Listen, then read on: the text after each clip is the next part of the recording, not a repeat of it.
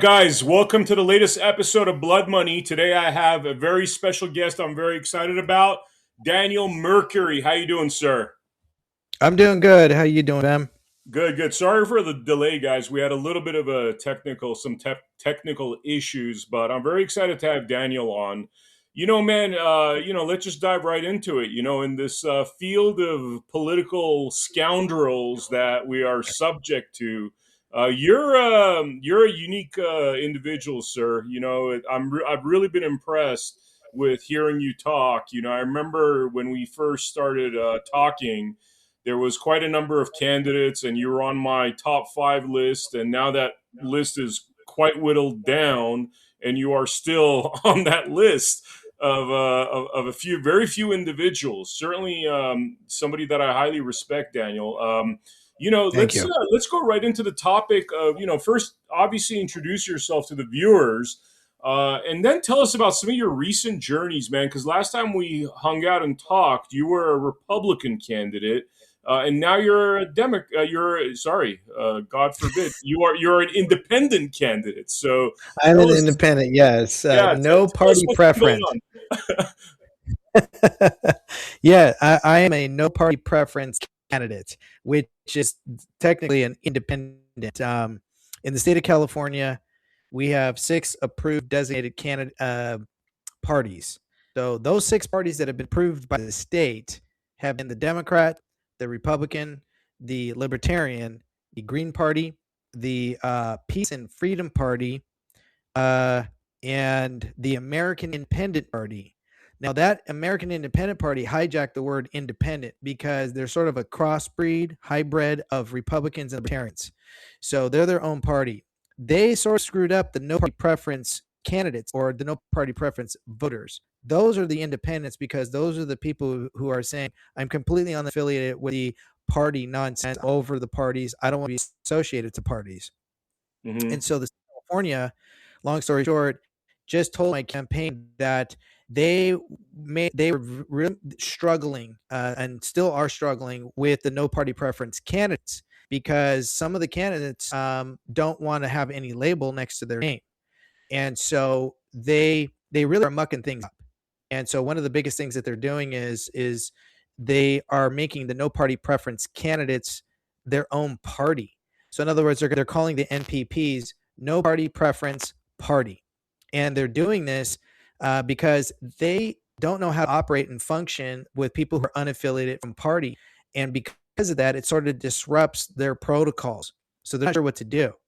So, and because of the fact that the number has exceeded the Republican Party here in the state of California, we can talk about that afterwards. Um, so I went no party preference just because I'm tired of all the vitriol, the lies, the deception, the deceit, the character assassination, the demonization, the moralizing. I mean, the list goes on with the Republican Party being such a backstabbing, backwatered group of people, more so up the upper echelons of the party, not necessarily the rank and file. Those who have kind of been in it for a while and they see all the corruption, they see all the deception, and they're really trying to fight for it. But you just got to go back to the memoirs of our forefathers. Again, you can look at Adams, you can look at Hamilton, Washington. They spoke greatly about the fears of having a party system because they believe it to be a great evil, and they also believed it to cause the illusion of choice and the removal of freedom. So why are we a party, right? So really, people who are in the party are stuck with maybe candidates that they really don't want to be a part of. They don't want to vote for them. But because they're part of the party, they feel like there's a sense of loyalty that they have to sort of adhere to, even though they know that that candidate that's standing before them is the worst candidate in their party. Again, I've spoken to people in the Green Party. I've spoken to people in the Peace and Freedom Party, which is a socialist party here in the state of California. And even their own group of body, they're just like, we don't like this candidate. They don't know what they're talking about. All over the map. They don't really stand on what they say they do. It's such nonsense. This is why it's important for people to not give up their autonomy and their critical thinking skills in voting for the right candidate outside the party regime. Yeah, yeah. I mean, man, I just, it baffles me what kind of pits we're in right now where, I always tell people, like, when you're getting fighters ready for a fight, you go into these sparring matches and you get ready for the fight, right? It's like Mike Tyson preparing for a fight. And rather than do that, which the right way to have done this whole thing would have been to have all you guys debate, do like a couple of dozen debates over the first year before a selection is even made. I mean, they just crowned somebody, and everybody else was left out in the dust. And I believe that if they had actually had real debates, you would have been probably in the top two, if not on the top level of people that are getting selected to go into the actual primary. But that's not what happened. They just made their decision, let everybody out there. I mean, that was kind of my breaking point, which is around the time you and I started. You guys were being lured into debates where the winner was pre-selected. Tell Yeah. us a little bit about that journey of backstabbing and betrayal. Well, that's just excuse me, that's just it. Right. Let's use the Garden Grove event where Chad Bianco, Steve Hilton, myself, David Serpent, and Lewis Herms were on the stage, and in that forum, there was the ability for people to vote as who they felt won that forum. And what was interesting was Chad Bianco's supporters ran to like double up on the votes. They actually cheated. And but everybody who was there. There was roughly just under 500 people, right? So the room could hold the capacity was 450. But if you add security and of course people running all the the technical stuff, the cameras, the microphones, there were people out there, out in the hall area where they had the audio kind of presenting to those people who were manning tables and the food, right? So we're looking at a little over 500 people. And so the founder who held the event, she noticed and she was looking at some of the same signatures, making up names that were not actually because you had an RSVP. They were noticing that there were names that were not associated because everybody had an RSVP. And so with that RSVP, you had to give everyone's names. And so there were names that were like, wait a second, where'd this come from? So her team and herself had to really figure out who really won the forum. And so, as close as she could get, it was 29% to Chad, 24% to me, and 24 to Hilton. And so Hilton and I tied. But she was like, the more she was looking at it, she goes, it almost more looked like a three-way tie. But she goes, because of cheating. And she, and I was like, well, make that make sense. Here we are, Republicans who are crying foul with the Democrats, saying all they do is cheat, are the same people who are running in cheat to make sure that their candidate of choice wins the forum with the cheering squad. But what's interesting was a lot of people that night were disenfranchised by Chad Bianco and Steve Hilton and didn't want to support them anymore. And they brought their signs and their hats, but when they heard their answers and they saw the interactions between, it really kind of turned into a debate. It was a forum that ended up kind of candidates were sort of addressing each other.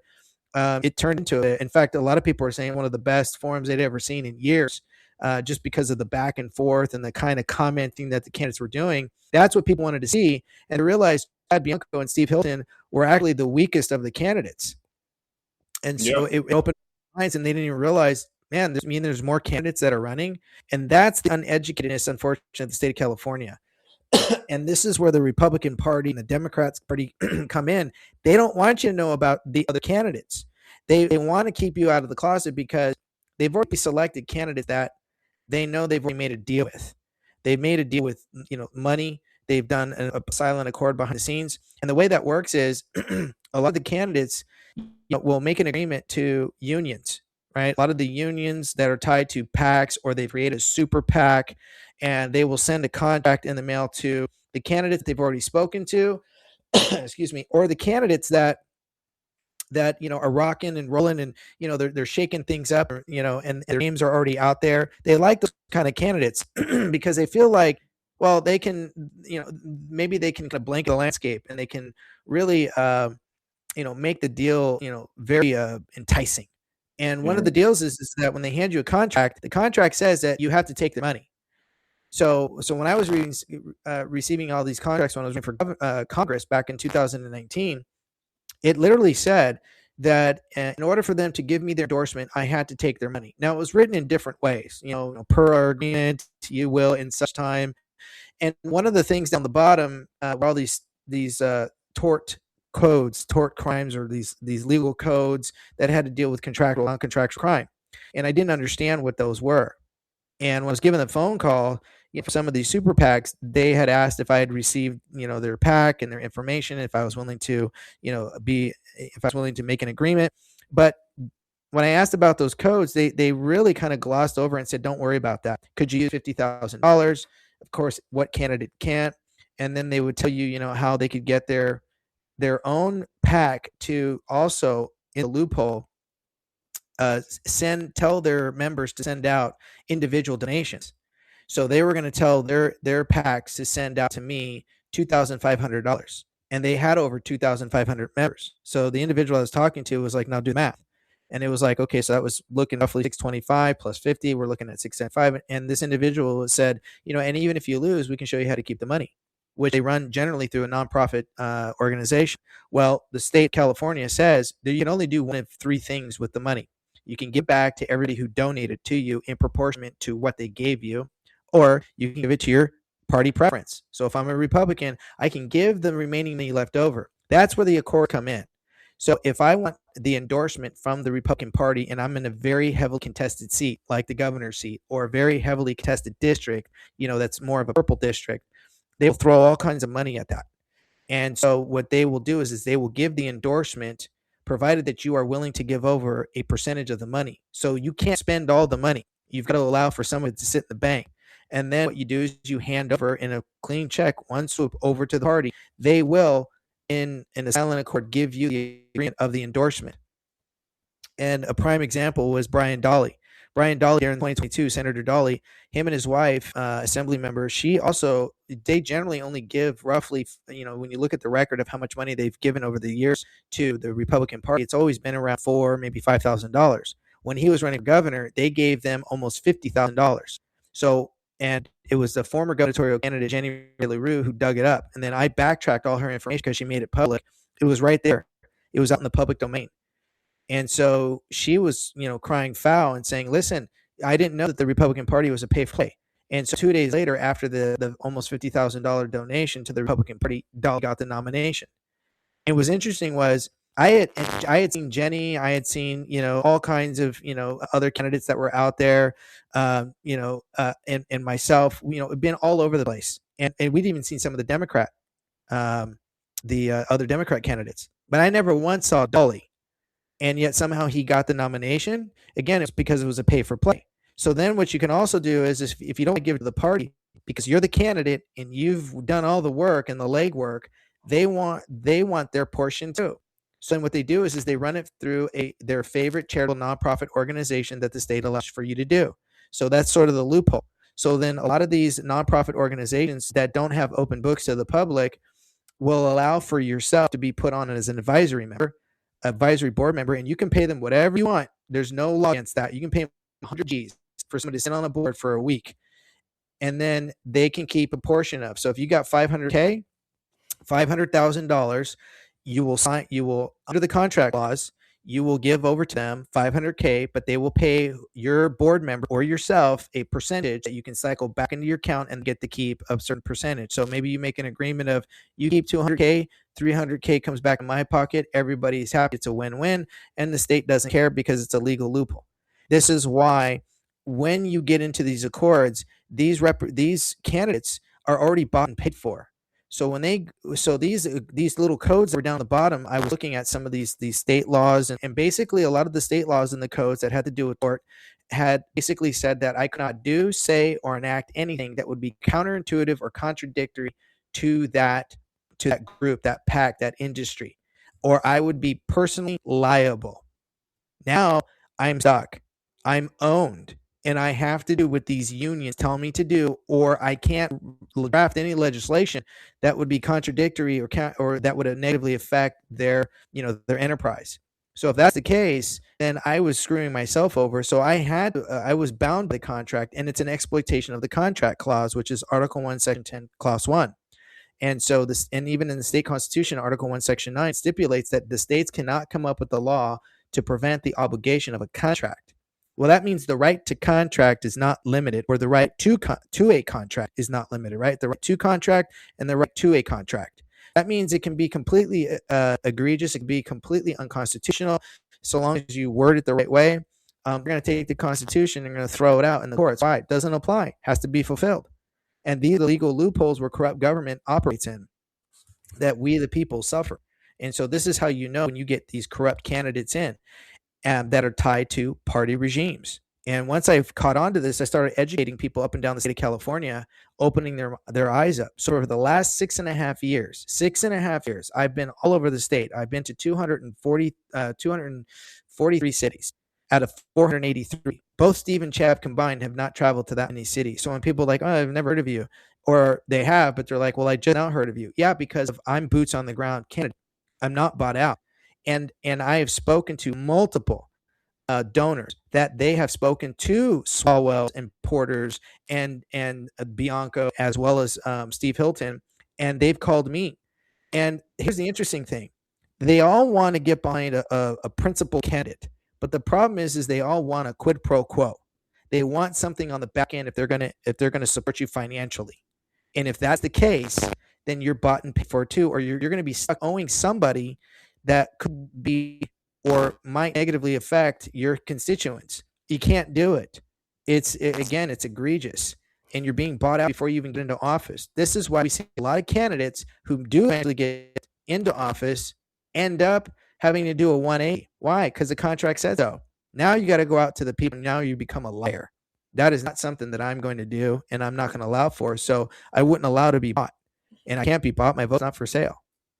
I mean, you've been incredibly principled. The level of honesty I've gotten from you is really off the charts. Like, I don't think there's ever been a word that you've told me that I doubted. And it seems as though this is kind of something built for the profession of lying. I mean, if you're making promises already, that should be something that you're held accountable for. If you're making a bunch of BS promises, which it seems like every politician is making a whole bunch of BS promises. But what you're telling me is that even though they're making those BS promises, they're contractually obligated once they get into office to do often the opposite.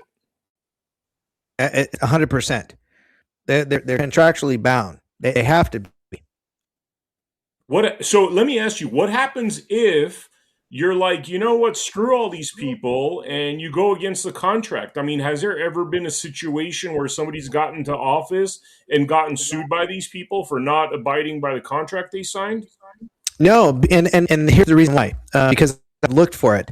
The predominant reason is because a lot of people who get into office don't know the law. They don't know their own constitution. This is why it's one of the most ignorant statements where people say, well, we got to run the state like a business. No, we're not a business, right? Running the state like a business has nothing to do with good governance, right? Good governance and trying to ensure state revenue is paramount is actually upside down when it comes to engaging in good governance. It has, in fact, you're not supposed to run the state like a business. It's actually unconstitutional. Again, when you go back to the Constitution and you look you look at the Commerce Clause, right? Because again, you can't force people to buy things. You can't force people to steer. You can't steer the market to go in any one direction, right? You can't control behavior, right? You look at the necessary proper clause. So there's a lot of clauses that prevent states being run like business, but yet we do. So voters tend to feel like, hey, wait a second. I think we need to put in somebody like Donald Trump. He was a good businessman. He understands money. But here's the thing. You talk about state revenue. You're talking about the state garnering the finances, not the people. It's never to the benefit of the people. Right? That impinges upon prosperity. That's not the government's purview.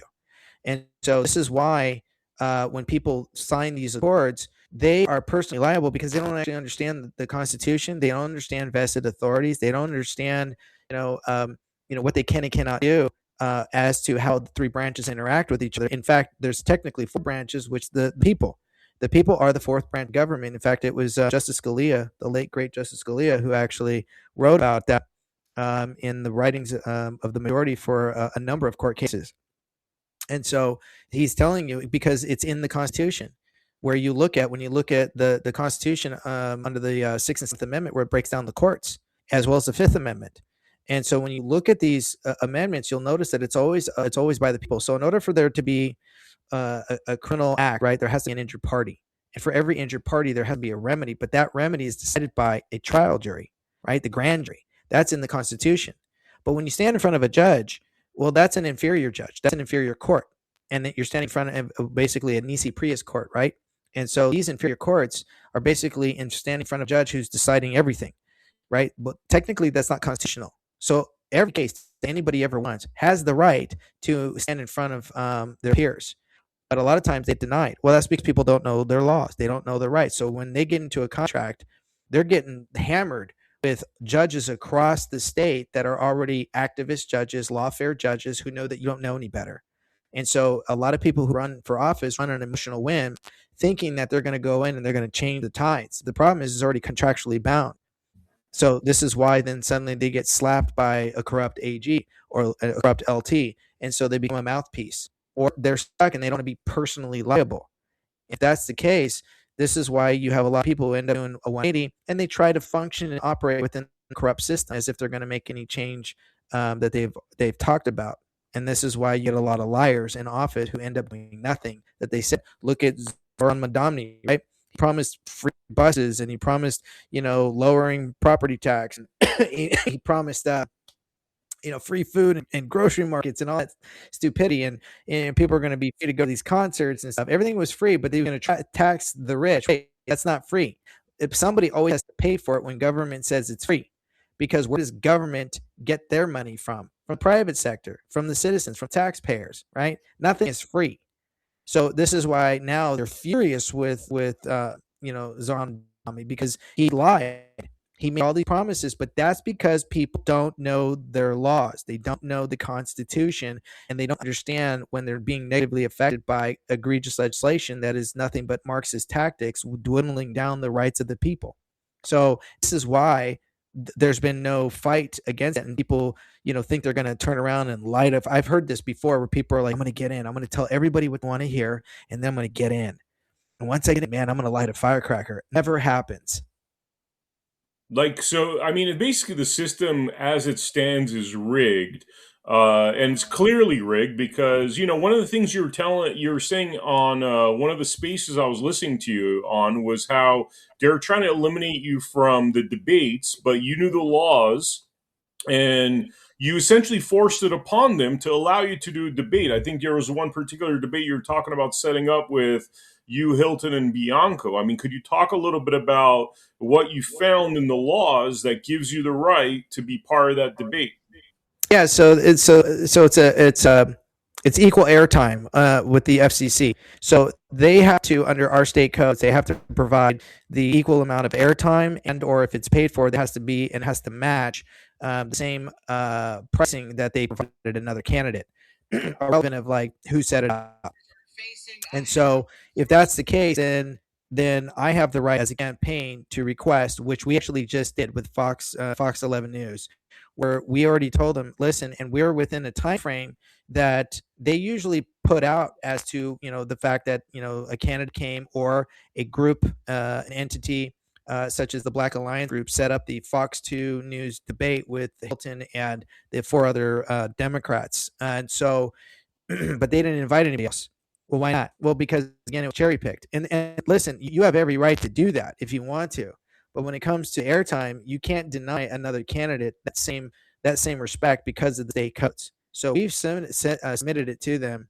We've already told them about this, and now we've asked them, okay, well, Daniel Mercuri wants to have a debate with Steve Hilton and Chad Bianco, and we're willing to pay for it. How much is it going to cost? And according to the state codes, you're required to tell us because you've already done this up at Fox News 2 in Sacramento. So now that they know that we know, they said, okay, well, we've got to go to the board now and we've got to, figure this out. Great. You only have a few days. So we're expecting an answer next week. And we have some people on standby who are willing to pay for it because they want to see, because it's all the Garden Grove event. They want to see me one-on-one or double with both Steve and Chad. And so Fox called back and said, well, would they be willing to come? And I said, well, I'm pretty sure Hilton will go. But I said, Chad, he got, lit up for not going to the supposed debate because he was, granddaughter was being born and he had to go down to Washington with the sheriff's, whatever, panels and stuff. I don't know what he had to do, but that was his excuse. Okay, great. So now he's going to get another potential opportunity to make this happen. So if that's the case, well, then they can't really deny that. But you can select the candidates that you want. right? So there's nothing wrong with that. But so you can highlight yourself if you want to. Uh, but they don't actually have a say per se in the sense of, well, that was a Black Alliance group who set it up. So we didn't actually have any say in that because, well, that's their group. And they can pick whoever they want. That was out of Fox, but they fronted the money. So now we're waiting to figure out the price. So there's a lot of methods on how they can do that. The other second method is if they invite other candidates in, and you didn't pay for it, well, then you were invited. So if I wasn't invited, well, then I wasn't invited. I can't demand for them to actually invite me unless there's something about that they feel like, hey, that's of interest here. So this is why a lot of candidates sometimes don't get selected by the mainstream media, is because it's also a pay for play. So either you're paying for it, or you're somebody of note that they're really interested in because you're just a mover and shaker. So whatever it is, and there's also their own media agenda. And so a lot of candidates aren't aware of this. So they feel like, well, it's left out. It's not fair. But yeah, the world's not fair. And you just have to be smart on understand what can move the needle. And this is what my campaign is doing. Otherwise, there's going to be a lawsuit after this, this whole campaign if I don't make it through the primary and into the general. So this is really why it's important for candidates to be very well educated. You can't just say, oh yeah, I've got a degree. Yeah, I know a lot of people that have an education, but that doesn't make them intelligent, right? The two are not one and the same. Wow, wow. Man, so let me ask you about the voters because it seems as though the big problem is the ignorance of the voters, the fact that they are distracted with so many things that they don't invest any time in learning the laws. And when you're dealing with like a dumbed down populace, how do you get through this kind of struggle? I mean, it's almost like the populace has been so dumbed down that they're losing their freedoms because they're frankly too ignorant to understand how to retain our freedoms because they don't have the kind of knowledge you do. I mean, how do you deal with that? I mean, it's very tough to deal with because a lot of people don't want to know in the process that they've been fooled, right? So it's easier to fool somebody than it is to convince them that they've been fooled, and they take offense to it. So it's one of those things where you have to have a very candid conversation and open their eyes up. And Mhm. the problem with that, though, is again, people don't want to feel like they have to relearn or unlearn what they've been told this whole time, which is, well, you got to have name recognition, you've got to have endorsements, you have to have access to the mainstream media, and you should have at least $1 million in campaign donations. But they don't realize that name recognition is really irrelevant. Why? Because when you get the ballot in the mail, what happens? You see everybody's name. So this is where now you have the responsibility to go down the list and investigate exhaustively everyone on that list, irrelevant of their party. And so the beautiful thing about this is, and I'm sorry I'm coughing, I'm just getting over another cold. The beautiful thing about a jungle primary in the state of California is you can vote for whoever you want, irrelevant of your party. That's the only beautiful thing. So when they talk about the top two vote getters, they always purposely, they corrupt in the mainstream media and of course in the party. They want you to think they're running Republican Party or Democrat, primary, or whatever, or Green, primary. They're not. It's a jungle primary, and the jungle primary means it doesn't matter what you register as. You're going to see everyone's name. You're going to see, all the Green Party. You're going to see the Libertarian candidates. You get to vote for any of those candidates. So why does it matter your party when you're going to see that name? So does it matter that that person's name is popular? And that's one of the hangups that people are like, well, shouldn't we know them? You should be more wary of the candidates who are all over mainstream media, because we all know that the mainstream media lies to the people, gaslights the people, and the fact that they did not tell the state that there are roughly 107. Last time I checked on the SOS, there's 107 declared candidates for the gubernatorial seat. There are 35 Democrats. There are roughly 35 Republicans. There are roughly 32, 33 NPPs. There's one Green Party, one American Independent, and I think one Peace and Freedom, and there was two Libertarians. So you didn't know that, and a lot of people are like, "Oh, I thought there was only like two. I thought there's 16." No, there's 107 declared candidates. The average of the 35 Democrats, I did the research, there's roughly going to be about 20 that have the actual capacity to make the ballot. On the Republican side, there is roughly 10 who have the capacity to actually make the ballot, get the signatures in there. You're going to see their names off the primary. On the Hmm. NPPs, there's only roughly 3 or 4 of us that actually have the capacity to be on that ticket, right? And then the other ones I have no clue about because there's, like I said, there's only 1 or 2. I think the American Independent candidate just bowed out. I think out of the 2 Libertarians, one of them bowed out, and I know the Peace and Freedom guy. I think his name is Ramsey. He's still running. So this is, you're going to see everyone's name. So now you've got to look at everybody's. You got to look at the nature, character of the candidate. You got to look at their constitutional prowess. But that's a problem right there. Most people don't know the Constitution. So they rely on somebody else expert without being their own critical thinker. So that hits them number 2. And then they feel like, well, you got to have endorsements. Why?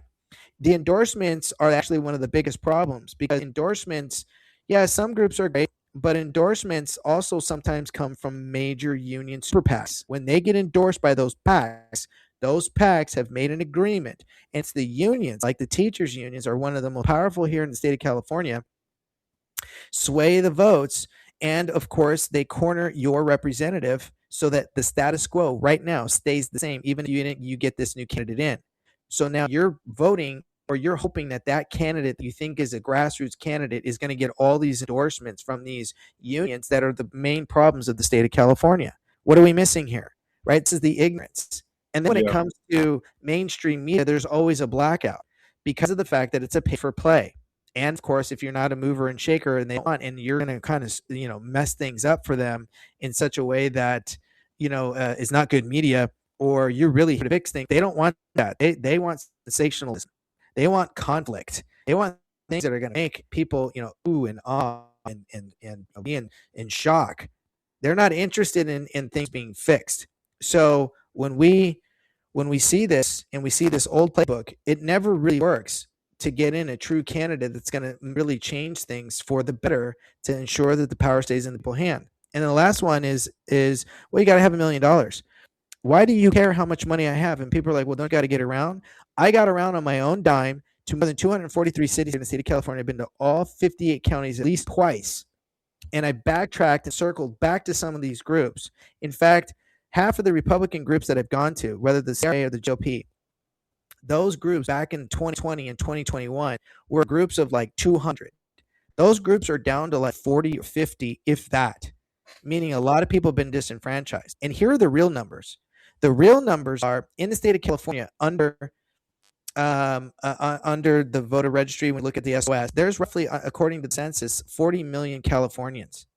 Out of 40 million, only 30 million can vote because 10 million of them are kids, teenagers, or people working abroad legally. 30 million have the ability or the capacity to vote. That doesn't mean illegals. It just means that even illegal has the capacity to vote. So 30 million in California have the capacity to vote, but 22 million are actually registered. That leaves 8 million floating around. Now, let's get the 22 million. 10.2 to 10.7 is roughly the Democrats. Okay. That means, and if you look at the Republicans have 5.7 to date. But the NPPs are the actual largest, technically second largest group. Why do I say that? The NPPs have 5.2 million registered voters that are unaffiliated from the party. The American Independent Party hijacked the word independent. What happened is last year there was almost 1 million people who unregistered from the party and re-registered to the American Independent, thinking they were unaffiliating themselves from parties altogether, not realizing that was the mistake. And so those people are now fast tracking, unregistering, going NPP. So now add 1 million over to 5.2 million of the NPPs. That's 6.2 million. They now exceed the Republican Party. When you go to the 2022, well, the Republicans were at 5.2 registered voters. The only reason why they increased was because everybody wanted to vote for President Trump in the primary. So they registered as a Republican so they could vote. And that was roughly a 5 to 600,000 plus gain. Those people actually were NPPs. Now give that over to the NPPs. Now we're looking at what? 6.7 7 million, almost 7 million people now in the state of California are now NPPs. They are tired of the party system. They are upset. They don't want to vote for people who are Republican or Democrat. They want somebody who is unaffiliated from the garbage altogether. We not unaffiliated from parties, the NPPs, no party preference. We are done with the nonsense, the garbage, the lies. We want people who stand on the Constitution, who have no ties, political ties, who aren't bought out, who aren't willing to be bought out. We don't give crap about the unions. We want somebody who stands on the Constitution. We want God, family, country. This is what we need to get back to, and who's going to enforce the laws that have already been laid out for us by the forefathers. This is what we're missing, and this is why that party is growing so much, so fast, and why the SOS doesn't know what to do about it, because they have to have a party system. No, you don't. And this is what our forefathers fought against. It's looking at California, man. I mean, it's been kind of depressing, honestly, because all I see is people going like, "Hey, why doesn't James Woods run? Why doesn't Mel Gibson run?" And I'm just like none of those guys have any experience. I mean, it's not like you like, oh, James Woods is a constitutional scholar or Mel Gibson is a constitutional scholar, but they seem to be really attracted to like shiny things, which is kind of mind blowing, man. I mean, what is going on in California? What are the defects of California that you've noticed as you've been campaigning and talking with people, or is this just like a social thing you see on social media? It's a social media construct, and again, I've got so many social media platforms. Again, because it's just popularity thing, right? These actors say things, they feel like, yeah, that's the right words, right thing. I think this person can be governor. Again, it's these individuals who are the everyday people who don't know their own laws. If they knew what I knew, they wouldn't be asking for Mel Gibson and James Woods. They wouldn't be asking for John Boyd. It's great that some of these actors, are they are smart, they're very intelligent, and they also too themselves are citizens and voters too, have a right to have an opinion. But the problem is that uneducated voters don't really know what they're voting for because, well, like the old saying goes, how do you know what to ask if you don't know what to ask? If you don't know your own state constitution, how do you know your current representative is engaging in egregious behaviors when you're not sure of the laws yourself? So you can't go and point the finger and say, well, that's called foul, when you don't know your rights. And if you don't know your rights, you have no rights. I say this all the time. So you can't stand in front of them and listen. I used to go to town halls, back when I lived in Sherman Oaks in Los Angeles County, and I would go to Brad Sherman's congressional town halls, and I would hear him say yes and no all at the same time. And I thought to myself, I must be missing something. And I just didn't understand how they played with the language, right? Again, saying yes, no, all in the same verse. And I didn't really want to get into politics because I felt like, well, maybe, there are better men and women than myself and people who are much more educated in this area. I should really sort of acquiesce. I really did. I used to think like that. But when I would go to the board of supervisors meeting or city councils and town halls, I would hear people screaming to the top of their lungs. And I didn't understand why everything was falling on deaf ears. I really didn't. And that forced me to go down the rabbit hole of educating myself. I needed to look for it. I needed to see it. I needed to understand before I pointed the finger, right? Because I didn't want to be a jerk to my representative if they were in the right and they were following the Constitution and they were doing everything that their vested authorities allowed them or didn't allow them to do. I want to make sure that I was at least being appropriate to my representative, right? I wasn't trying to be a jerk. I just wanted answers. And when I did that and I did the research, I realized the more I learned, the more I realized how much they were lying to us. And the more I understood that it was a deception and that it was a big club and we weren't in it. And I realized, wow, this is just for show. They don't do anything. There's nothing that they want to do. They're all getting inside trading. They're all part of the problems. They're all part of the unions. They're all making, what's the old saying? A lot of people. Here's a sad story. Not to digress, but again, I'm part of I do a lot of Brazilian jiu-jitsu practice with a lot of I've been doing it for 21 years, almost 22 now, and a lot of these friends of mine, I've known them for this whole time. I've known them since day one that I was a white belt, and they all know that I'm running, and a lot of them are very supportive, and one of them told me and leaned into me and he said, "Hey, brother, He goes, I really hope you win. He goes, I hope you do. I'm going to vote for you. I hope you get in. And honestly, man, he goes, just get rich. Just get yours, man. At least one of us made it. And I thought to myself, how sad that people think that if you get into politics, it's like winning the lottery. Just get rich. Don't worry about us, man. At least you made it, and you can live the good life.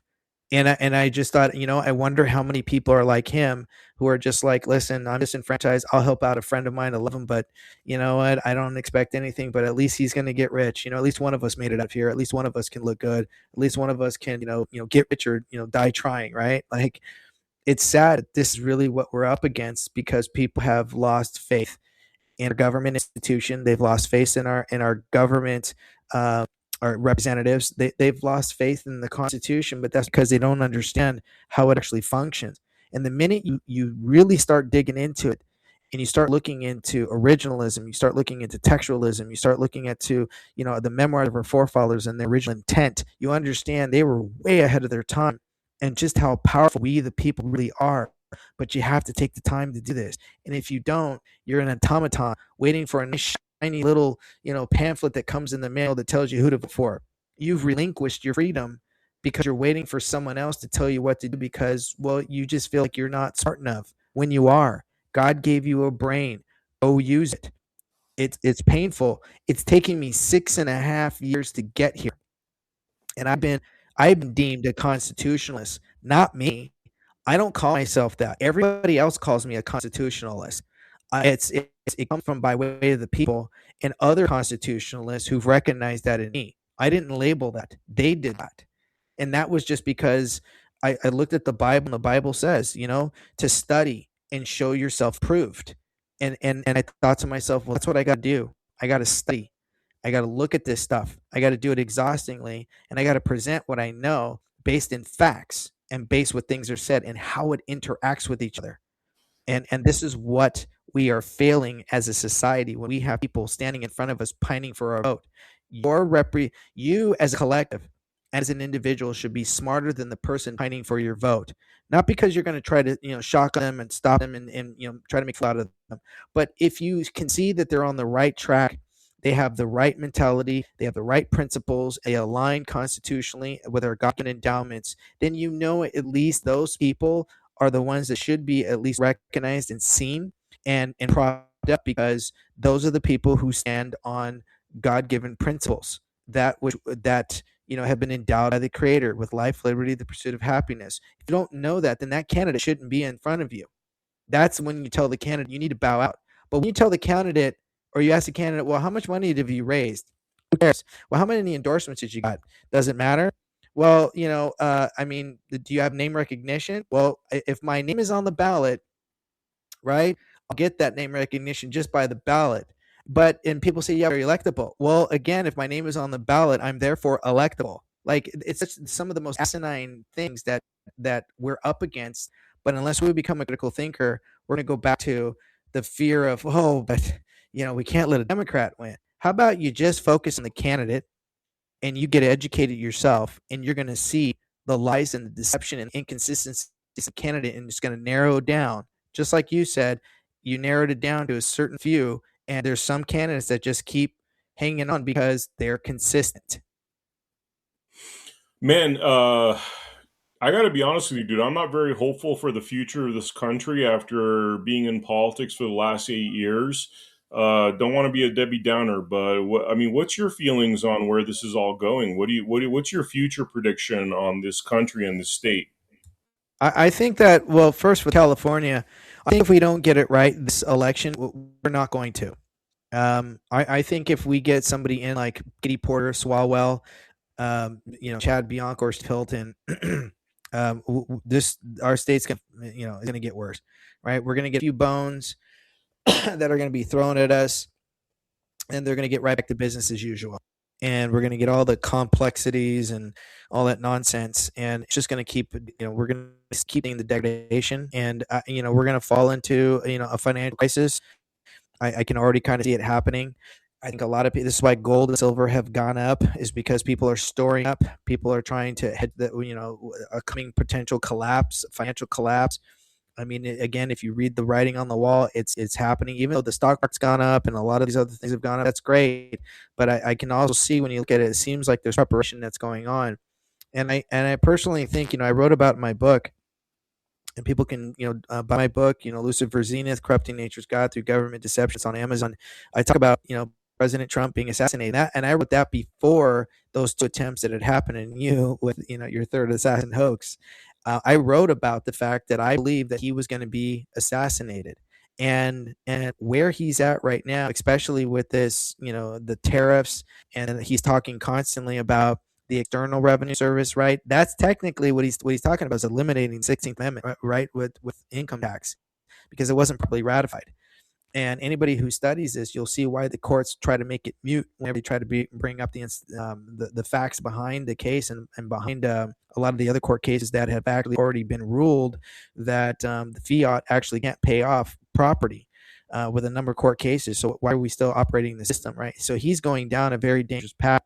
And I personally think they're not gonna endure another 3 more years with him, and I think they're going to continue to make the attempt to try to assassinate the president. So I hope that doesn't happen. But I think they are the corrupting government that are on the Democrat side, the left side. I think they're going to continue to push to try to get the removal of President Trump.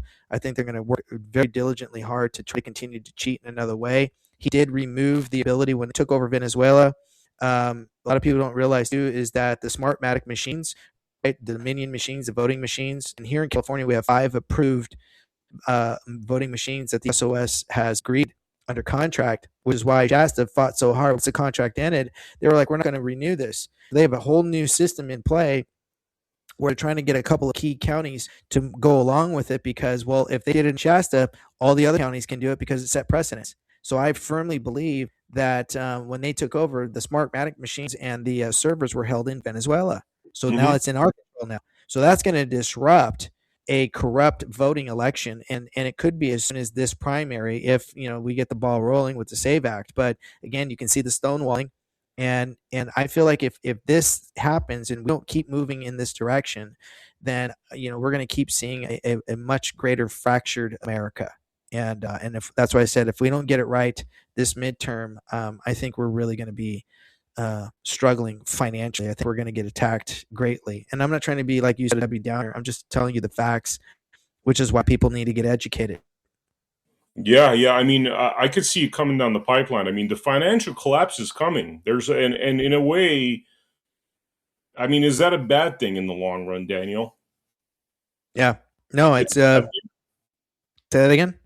Yeah, I'm asking, is that a bad thing in the long run? I mean, I know for the short term, it's disastrous, but in the long term, when you look at all of these corruptions are basically connected to, lobbying money. They're connected to the Federal Reserve. They're connected to the crown with the bar system. Like all these systems rely on the fiat currency system. And it Yeah. seems as though everything really went bad when we got off of the gold standard, when Yeah. we stopped using real money. So, is the collapse of the financial system necessarily a bad thing for this country in the long run?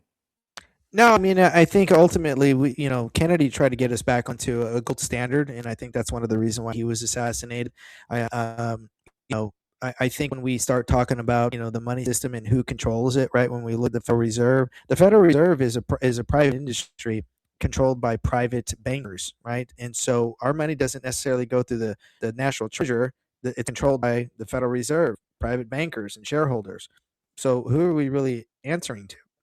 All right. So I don't disagree with that system needs to come down, and there's a proper way to do it. But I think a lot of people are in fear of that because a lot of people don't realize too that the Federal Reserve, controls the purse of our legislative body, at the federal level, right? And it affects, of course, the state level. So this is a big problem, and wonder, well, if the legislative body controls the purse, why is their purse being controlled by the Federal Reserve? And this is where this sort of misconception happens when we think, well, we're in this deficit. We're in a deficit because the interest rate was the first interest rate was created out of thin air. Well, then you can never pay it off because it created out of nothing. So if that's the case, then what's the point of this system? It's designed to burst, but it's designed to burst, force a new constitution, and designed to force a new constitution that will be more of a Marxist one world government, which technically we kind of already are in a sense. It just hasn't been publicly solidified. And this is why they need America to kind of get out of the way. They are the last strongholds. And I think President Trump is sort of the last president that would have the ability to ensure that we keep going the direction that would thwart those efforts, to this globalist ideology that's nothing more than, again, a satanic cult, that thrives on selling and eating children. And I mean, I hate saying this, but this is what they're all a part of, right? They control some of the most diabolical groups in the country, and Hollywood being one of them. Pedowood. I mean, this is why they have that name, is because, again, how many people have been over sexualized.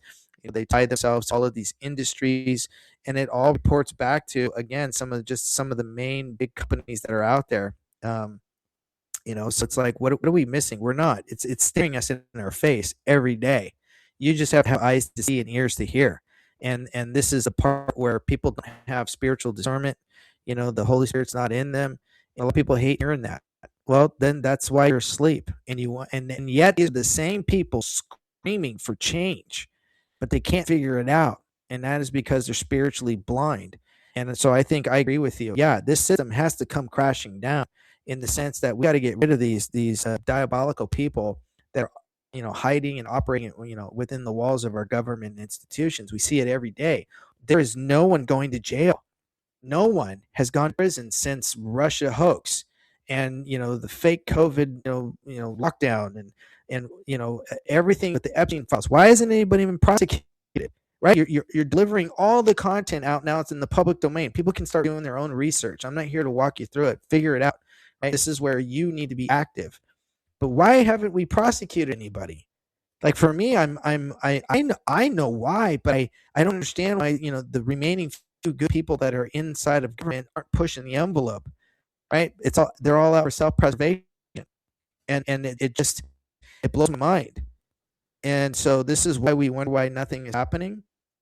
And this is the part where you look at the Constitution, you look at the Declaration of Independence, that tells us that whenever we encounter tyrannical government, that we have the right to engage in abolishment. But nobody knows what that means. And here's why they don't know, because they don't read our forefathers' memoirs, and they talk about abolishment. And number two, it says that we have the right as a people to institute new guards. They never talk about throwing away the Constitution. They talked about instituting new guards who would uphold the Constitution, right? So again, it's getting back to being educated, and then what we can do to institute new guards. How do we do this? Go back to our memoirs of our forefathers. Start to see that, and I talk about this a little bit in my book. But this is where we're at. This system, and this is why some of the Republicans, I led the Republican Party, some of the Republicans were calling podcasters and radio shows and television show hosts not to interview me, and that's a problem. So one of the biggest reasons why, and I was told by some supporters who knew some of these, chair members that were calling the stations and calling, some of the radios and some of these, young Gen Zers coming up with, 100,000 followers. And they would tell me personally, yeah, we were told not to interview. And one of the biggest reasons why they were told the Republican Party was Daniel just wants to arrest everybody. And Daniel just wants to take down the system. And I'm like, you mean the system that's lied to you, that's gaslit you, that's taken from your prosperity, that's stolen from you, that's made you sick, that's injected you with, made you the guinea pig of something that had no efficacy behind it? That's the system that you want, that keeps open borders, child sex traffickers, and yet we don't see anybody going to prison. That's the system you want to keep up. That's the system you're afraid to have it being taken down. Are you kidding me? You're afraid of that? You're afraid of me actually incarcerating people who have destroyed our nation. You want those people to stand. Don't interview me then. You get what you deserve. I mean, so you're telling me podcasters cancel on you? Because frankly, I had the same situation happen to me over the last 17 months as I've been trying to get, the truth about Chad Bianco out, where I definitely felt there was a lot of censorship, a lot of people that, I mean, now it's kind of the ceiling's breaking now. I don't know if you've noticed this last couple of weeks, but it's after a lot of consistency, and I won't take all the credit for it, but I think I had a slice of that pie because I've been relentless, and it also helps that like every time my foe opens his mouth, he says foolish things. So, much credit to him, but I went through the same thing. So you're telling me like you got like podcasts canceled, like these guys won't have the balls to stand up against these party chair people when they're trying to have you banned from certain shows? Say that last part. Do I Like have you're them? telling me that these podcasters didn't have the balls to stand up and say, "I don't care what you think, Mister Republican Party chairperson. I'm still going to have Daniel on." Uh, no. I mean, I was called by them, and they expressed to me that they should not interview me, and they expressed who it was and why. They didn't like it either, but there was an element to them, realizing they didn't want to rock the boat because they wanted to interview other potential candidates, and so they felt like they needed to kind of go along with that. And so in that instance, no, they didn't have the gumption, to do what's right. Wow, wow. I mean, a lot of cowardice. How do you overcome that? How do you combat that when like people that are reporters, and again I have this problem all the time. I had a battle with two individuals on social media that rather act like they're journalists, but they'd rather put blatant lies as opposed to the truth. I mean, how do you combat something like that? I think one of the biggest, most important things is, and I'm very, strong in my faith. I make sure that, just like Jesus says that, when you spoke to a town and they're not willing to listen, everything is falling on deaf ears. Go to the edge of the town, dust your feet off, and move on. I've been at this for so long, and 6.5 years. When June comes around, it will be 7 years, almost to the day. That's not by accident, right? Seven, according to the Bible, is the number of completion. So for me, I can't get drowned out. I can't I can't allow for the negativity to get to me spiritually. It does at times because there's a lot of it. There's a lot of vitriol, there's a lot of hate, there's a lot of just angry people. And sometimes I'm the target because I reveal the truth, right? The truth. That's why my slogan during the 2022 was, "I'm here to offend you, not here to assault you, here to offend you because the truth offends." And for me, the best thing that I realized was I don't really comment back to a lot of people anymore. My team and myself, we really try to scrutinize people who want to interview me or who, they try to shotgun me, right? They're trying to corner me. Mhm. And we really try to not waste time on the negativity because you can't, right? Yeah, I'd lose sleep. I wouldn't, I'd be pulling out the remaining hairs I have. You just have to have faith and to trust in what you're doing. You got to have faith in yourself and keep pushing forward. There's really no other way to do it. Wow, wow. Okay, so June, let's say June comes along and you don't make it through the primary. I mean, would you have plans for the future, or are you not thinking that far down the line? No, I have, and I've already publicly said this. If I don't make it to prime, um, then I'm done. It's 7 years.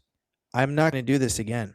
I gave up 8 years of my life for the military, and I did it honorably. I was honorably discharged, came home, and I asked nothing in return from the people, of my country and of my state. When it comes to this, I'm not running because, oh, look at me, I want to be a governor and I have some ulterior motive to one day become the president of the United States. I'm running because I understand the corruption and I'm trying to provide choice to the American people and to Californians. I was born here, I was raised here. This is an amazing state. I've been all over the United States. There's nothing like California. There really isn't. And yet at the same time, there's a limit to what I'm doing. This is my fourth campaign. I have run on my own dime. I have proven that I can run with the best. And if the top two that everybody is focusing on, I have already obliterated on stage. I have already done back-to-back, side-by-side baits. They do not compare to the things that I'm capable of because of what I know and how I learned it and how I know it applies. And they've been asked similar questions, and they can answer the questions because they don't know. In fact, Chad Bianco is now promoting, I'm going to get removed property tax. He heard that from me. And he also, one of his things that he wants to do is get rid of income tax. He deliberately told me he went on my website and looked at all of my bills and took some of that. I've been running since 2019. That was always up at the top of my website, is removing the state income tax. But he doesn't know how. So he's like, oh, well, I think he told somebody, in another interview, he's like, oh, who gives a shit? I'm going to just change the laws. He doesn't know what he's doing, and yet he's going to act like a tyrant. And Steve Hilton doesn't know anything about public nullification because he doesn't understand how it aligns with courts, because he doesn't know how vested authorities in the executive branch can work and or can ensure that what's already been laid out before us, that precedent can be utilized by the executive branch. He doesn't know what he's doing. And so for me, this is it. For me, I'm done. I will not run another campaign. I will not. I don't care if someone calls me and says, we'll give you $5 million. No, this is your chance. I'm not doing it again. I've a lot of things that negatively have happened behind the scenes to the detriment of my own family, to the detriment of my children and my relationship with my wife. And, thank God that we have, God, Jesus as our foundation. That is the core of, my family. And that's what's drawn us closer together. But I tell everybody out there right now, I'm not going to do this again. And if you think you're going to find another candidate like me, you won't. And at that point, that's when I'm going to turn back and I'm going to pass that baton down to somebody else. It will not come from me. And people have asked me, would you be willing to go into an appointed position? No. If Steve Hilton calls me and he wins, or if Katie Porter or Bianco, my answer is no. I'm done. And I don't want to be in an appointed position, because the last thing I want to do is watch somebody muck it up. And all I have to do is look at Dan Bongino, right? He was a serviceman. And he left the Obama administration because he could not stand what he was seeing and what he was observing.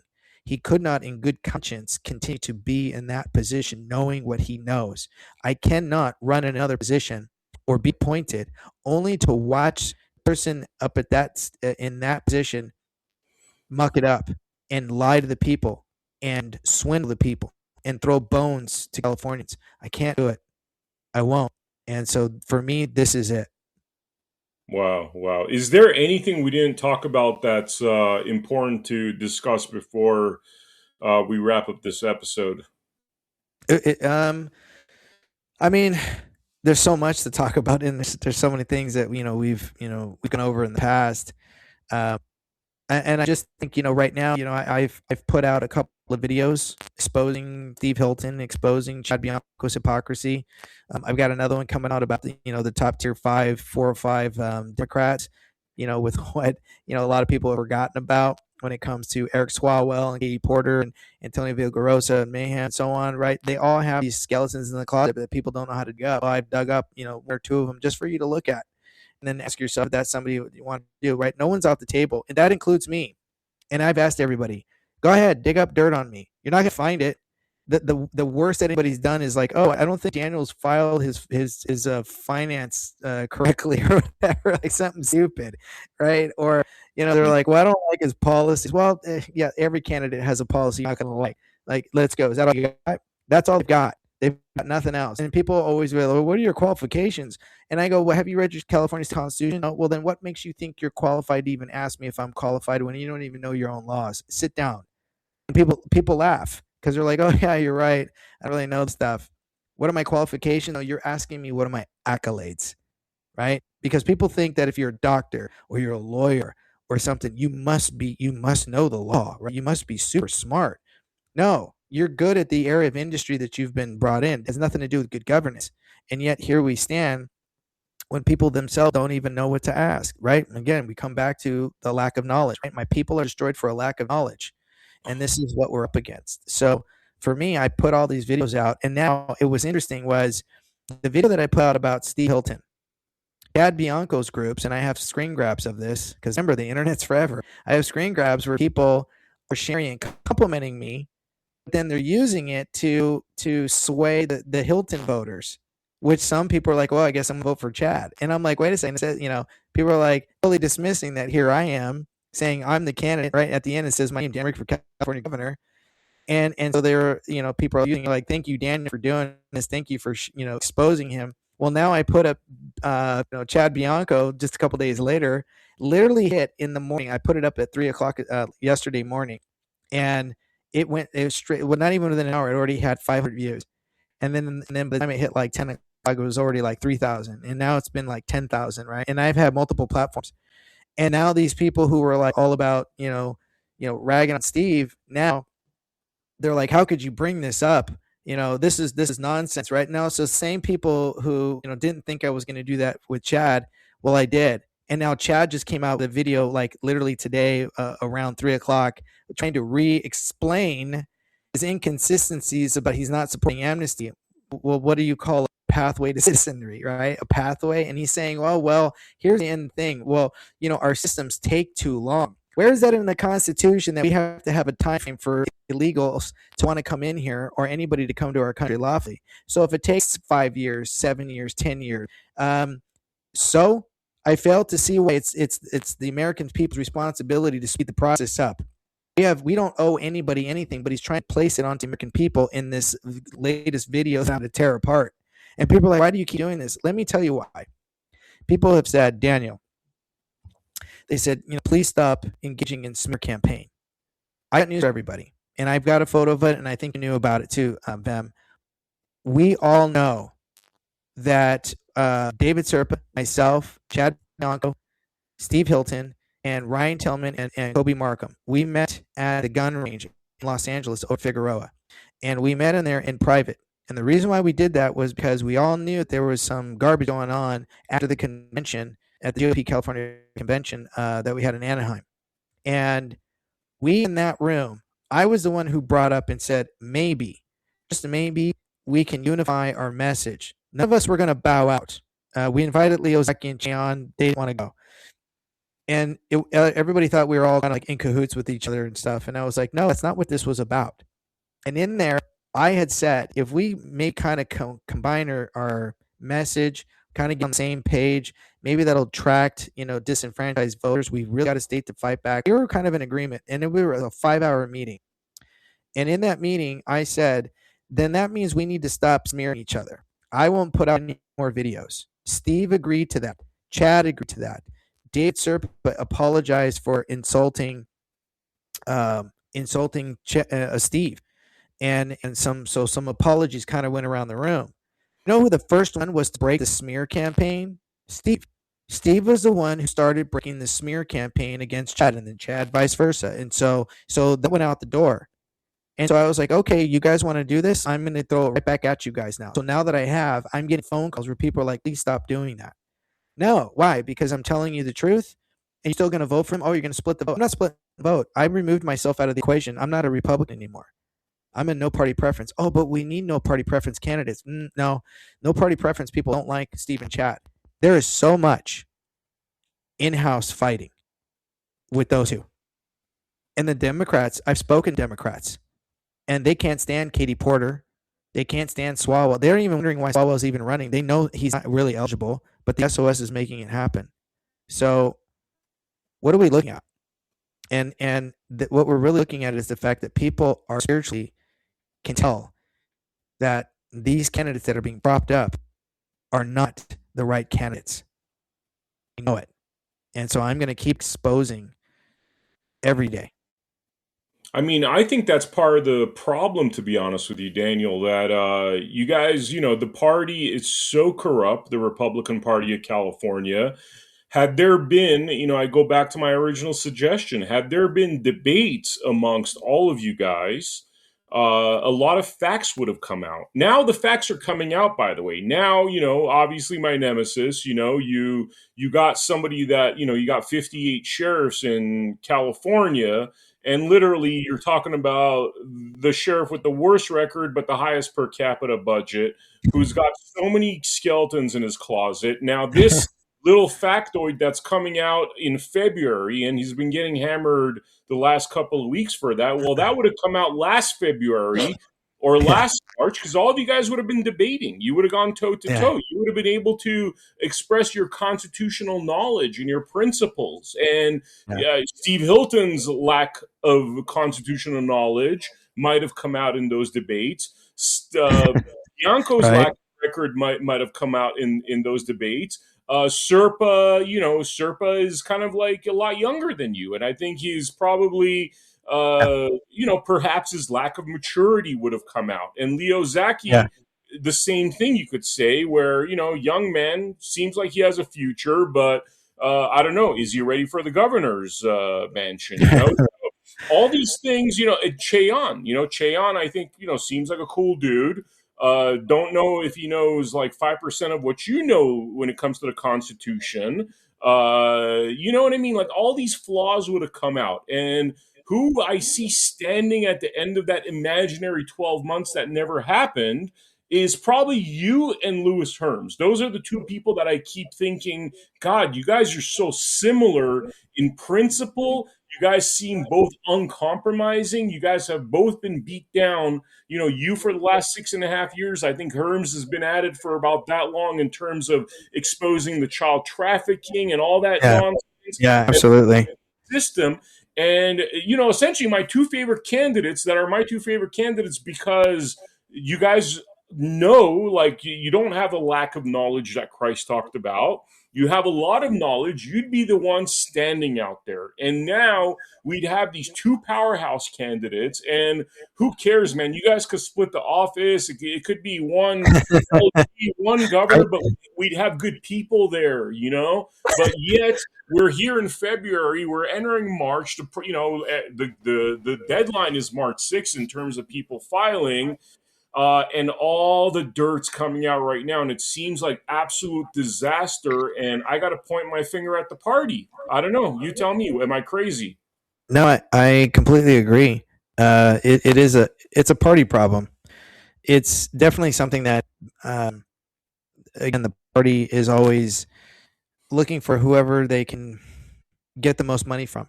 Right? Who's gonna prop them up? Because again, the upper echelons, right? The GOP chair.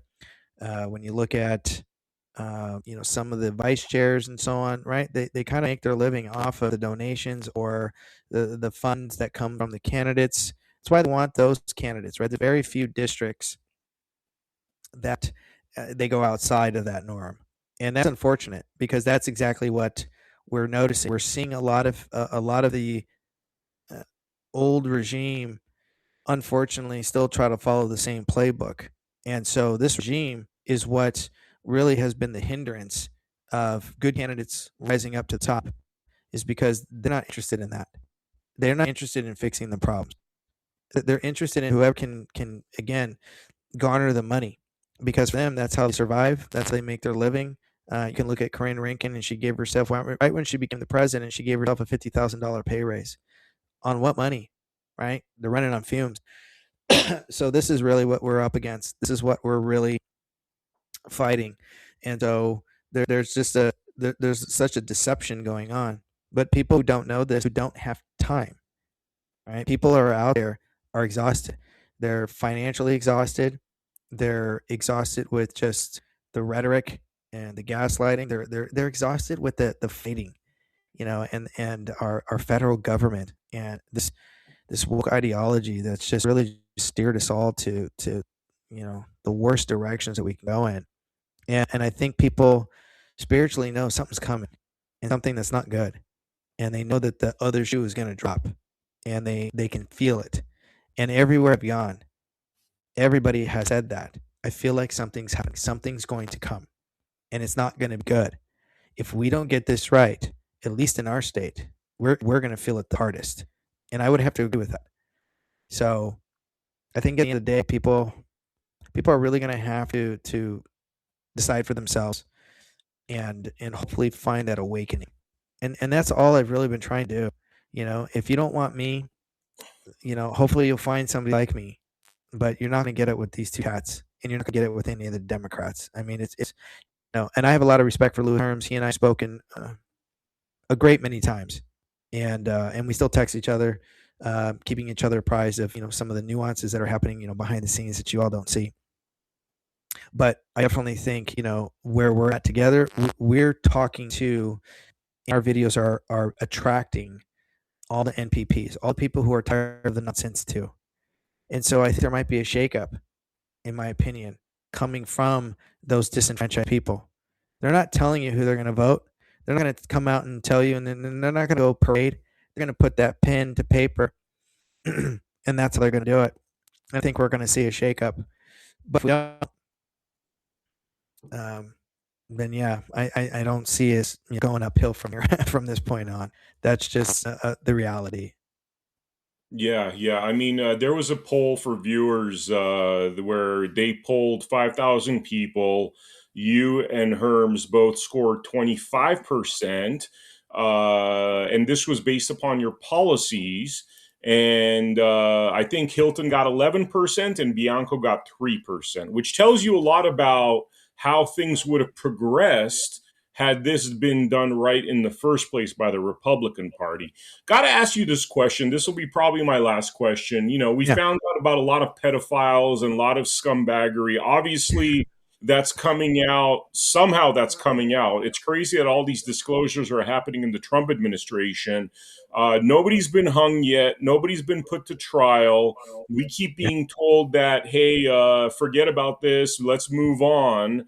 What do you think's really going on there? Because we looked at Trump as all these disclosures are still coming out in his time during his time. It's I think it's more than a coincidence that it's happening during his time. I Right. think a lot of that stuff seems maybe intentional, but why are the words not matching the actions that should be taking place? Well, I think one of the biggest things is we've never been here before. We've never been in this situation as a country, right? And I think one of the biggest issues that people don't see is when I get asked, how are you going to handle a supermajority? For me, it's a very easy answer because it's taken me a long time to figure out best authorities. And I don't divulge all of those strategies. Why would I? I don't want my enemy to know exactly what I'm going to do, but I can give a starting point. But I have a whole heap of things that I've discovered, and the fact that I'm able to already challenge with just some of the minute information and give it out to interviewers and other groups, people who are curious. Um, Trump is under the same unfortunate pathway, meaning there's never been a president in the history of America, and I've done the research, that has ever actually forcibly removed a representative from their seat or a judge or any other executor at a lower local level or state level or thing. And you're like, well, how could he do that? It's a federal, there's state, right? And so there's not a pathway for him to figure that out. He's figuring it out as he's going right now. And so this is the difficult task, is because he's got to figure out the departments that report directly to him and those who he appoint that work at the pleasure of the president. He has to figure out how that functions within his vested authorities to push the envelope in a direction he's never gone in before. And because he can't look back at other presidents who have had to deal with similar situations, he's the most attacked president. Not the fact that we have other presidents assassinated and so on. But he is so attacked by the mainstream media. And yes, he's been, physically attacked, with 2 assassination attempts. And dare I say, there's probably going to be more. And I hope to God it doesn't happen. And I would like to be wrong, but I still feel like that's still going to happen. And so he doesn't have direct pathway. And that's because he himself, I can tell there are certain things he just doesn't know as a president. Because again, being a constitutionalist really requires you to understand the ins and outs of all branches. And when you know that, then you can push forward. But when you have a bunch of naysayers and you're not willing to push the envelope, right? You're not willing to pass the Rubicon. And if you know anything about history and you know about the Rubicon, then you know what I'm talking about. And so for him, he's on kind of on his own in trying to figure this out because, well, not everybody that's surrounding him is his friend, and they're not willing to take a bullet for him. So he's got to operate within this pool of sharks and figure out the best path that's going to eliminate. And this is partly why we don't see people going to prison, is because there's too many gatekeepers, and he himself is not quite sure what he can do with that or do about it. And I think in part he's feeling it out, But I think in part two, it's a dangerous step because if and when he does make that step, I guess you could say all hell's going to break loose. That's why we haven't seen anybody go to prison yet. I mean, is there like I mean, frankly, one of the options I see is that there's violence in all of this. There's a lot of veterans. There's a lot of veterans that are realizing that we're ruled over by some really sick, satanic people. You know, I almost think I'm going to wake up one morning and it's like 100,000 veterans have descended upon DC, taking the law into their own hands. Yeah. Uh, I mean, do you see that as a potential in all of this, or are we too docile and we're just going to go along to get along at this point? I that's a tough question for me. I definitely have spoken to veterans, and a lot of veterans are itching to shake off the dust off those boots. I tell people you don't want that. If veterans dust those old boots and they arm themselves, there's not going to be any more peace on the street because veterans are tired of the nonsense as well. They are over all of this. And I speak as a veteran. I can speak for a lot of veterans. Don't get me Mhm. wrong. There's a few woke veterans who are clearly in violation of their oath and don't, didn't care for serving and, they hated the military and all that nonsense. But the majority of us, we know that if we allow for the meat eaters to come back, um, it's not going to stop until it's completely obliterated. And that's when you're going to see explosions and blood on the streets and death. If you've never been in war, if you've never seen what a hellfire can do, if you've never had bombs go off in your street, grenades, you've never heard rifles all over the place. If you've not been around that, trust me when I tell you, your heart will stop the first time that happens. And when you know that there's actual war on your street in the kinetic sense, right, when it's actually military, we're in deep problems. And so if we get to that point, yeah, I mean it's a done deal. So should people get to that? No. We need to keep talking. We need to keep pushing our education. We need to ensure that we outthink this method before we go to that. Because again, it's the last thing. It's the last thing that you want to get to. And as a veteran, I've been there. I've served 2 tours, 3 ups. You know, I've been in live training where people still die anyway. And this is the part that people don't get because, well, veterans make up less than 1% of the American population. But yet we can also, push the envelope. At the end of the day, I think people don't want that, but people aren't sure what to do. They really are not sure what to do. And I think right now we just have to get educated, and we got to band together, and we got to do something different Yeah. before we get Yeah, yeah, yeah.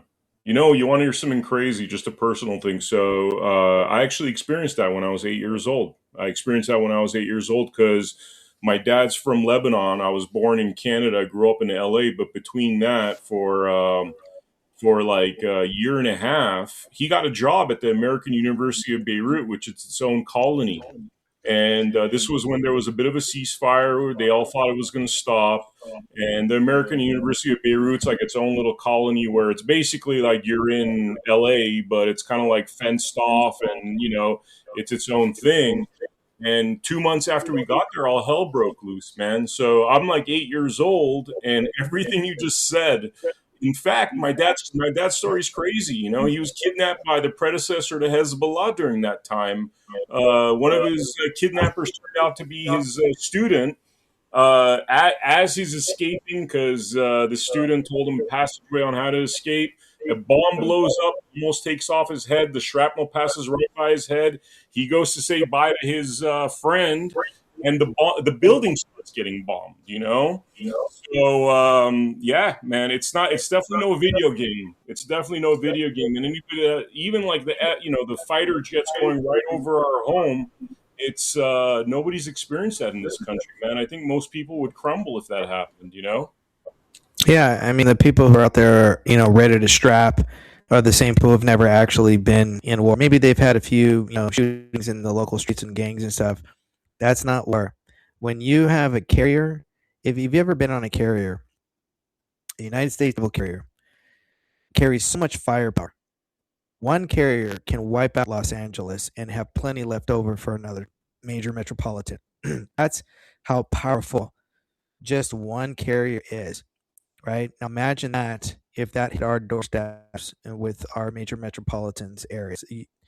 You don't want to see that. You don't want to be a part of that. And you don't want that to come to our doorsteps. But we're getting there. And dare I say, I think the powers to be that are hiding behind and operating behind our walls of government institution, where they think that nobody sees them and nobody knows who they are and they love to turn everything upside down, want that to happen. They want America to be destroyed and come in as the heroes and clean up the mess. That's what they want. This is why they need division, and they need it to continue to proliferate. It's crazy, man. It's crazy. You know, I really appreciate this interview, Daniel, and I really appreciate what you brought to the table, man. It breaks my heart that you're not out there as you know, the leading candidate right now, but we shall see what happens, and I will certainly be doing whatever I can to make sure I spread your word. You know, we're going to do our best here. Thank you, brother. I appreciate you, and thank you for time. Hope I wasn't too choppy. I hope my visual was okay. No, the visual's good. Your audio's been a little bit choppy, but you know, it's all good, man. It's who knows? It's probably the deep state behind the scenes trying to mess us up. You know, it happens to me a lot when we're talking about these hard hitting interviews. You know. Yeah, I think maybe I'll do it my best. Maybe if we have another before the end of the race, I'll update some of my other stuff, see what's going on in test runs for the next one. Yeah, I'd love that, man. I'd love that, and you know, maybe we could do it in person next time too. But appreciate. You know what? Let me know. Where are you at? I'm back and forth between LA and Nevada now. If you're in LA, man, just let me know and I'll drive to you. Okay, yeah, that'll be awesome. I'm actually planning on coming out real soon. I kind of keep it under wraps because every time I go to California with what happened, weird stuff has happened, man. It's so crazy, but you know, whatever. Let me know. Text me and I'll you know, you're in LA. I'll just, you know, it's a hop, skip, jump for me, and I'll just head over there and let's do an in-house one. Yeah, would love that, man. Would love that. Awesome, brother. Awesome. I really appreciate your time. For the viewers out there, you know, I'm going to play a little sponsor thing here called the Gaju Mining Currency, which, by the way, Daniel, this company that sponsored us, you know, they have a crypto out there, which is very much like you, man. They've stayed away from the venture capital and all that stuff because a lot of people don't know that when you hear about these cryptos, there's like 5 people becoming billionaires. These guys are trying to do it all, we the people, and you could mine at home and all that stuff. So it's a little sponsor video I'm going to play. I highly recommend that people check it out. I actually have a computer right in front of me that's been mining for the last like 8 months, and if it's ever worth something, I got 30 million cryptos in that computer. So you know, and you know, this gives people the opportunity because this thing's not going to be released until end of I think end of this year or early 2027. In terms of public, right now they're in their beta stage, and part of what we've been doing is helping them sort out the mining situation by, you know, giving notes, that sort of thing. But nonetheless, you could start mining early, and it's a really good deal for people that want to check it out. Daniel, thank you again, brother. Make sure the viewers check out AmericaHappens.com, where we have a lot of our featured episodes. Make sure you join us on the next episode of Blood Money, and you guys all take care. Thank you.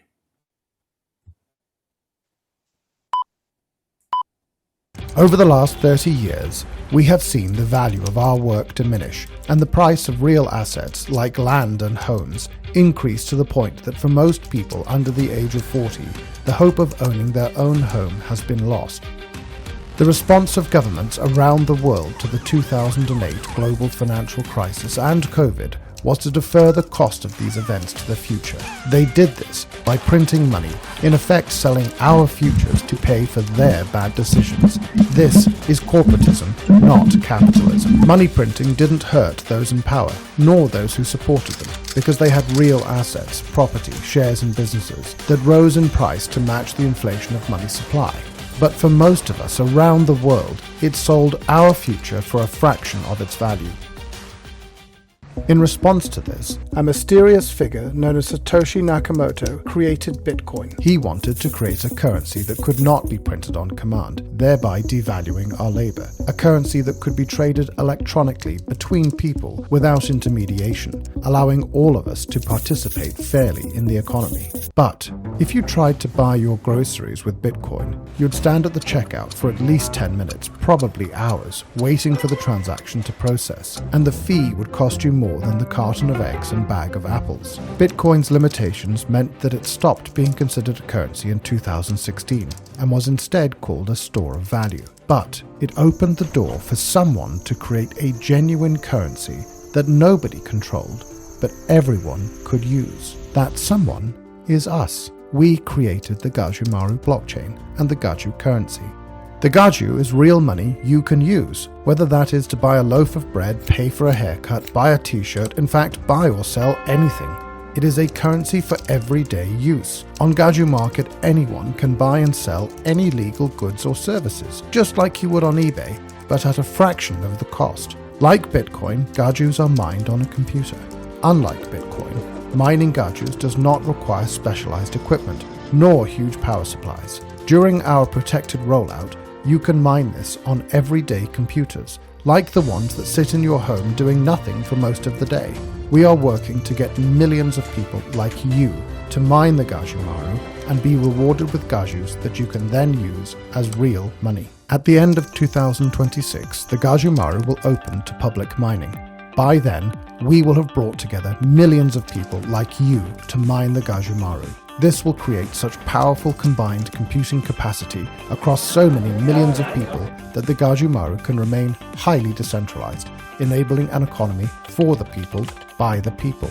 To make all of this possible, we offer a variety of mining packages that combine all of the software and services you need on our website, gajumining.com. The software is simple to install, and there is a step-by-step guide that will get you mining and participating quickly and easily. You can buy those packages now. You can start mining the Gajumaru and being rewarded in Gajus now. Select a suitable mining package from the gajumining.com web store. Install and activate the software on your device and start mining today. This is an opportunity to be part of a movement to restore our humanity, our dignity, our sovereignty, creating a better future for everyone. For the first time in thousands of years, you will directly benefit from your work, your ideas, without being taxed by intermediaries or needing permission to be part of the global economy.